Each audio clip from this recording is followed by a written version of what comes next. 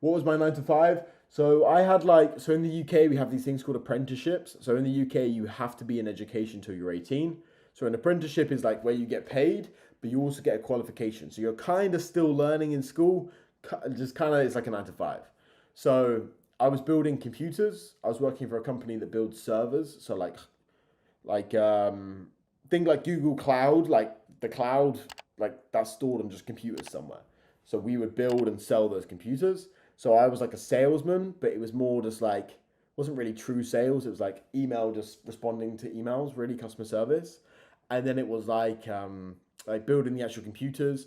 And I did a lot of marketing for them. That was my main kind of speciality towards the end as well, especially before I quit, because I actually quit to start my own marketing agency, which they hired me from. So yeah. Super quick interruption. After you finish watching this video right here, go check out the video that's the top link in the description where I detail exactly how I made over £200,000 from Etsy dropshipping in just 3 months.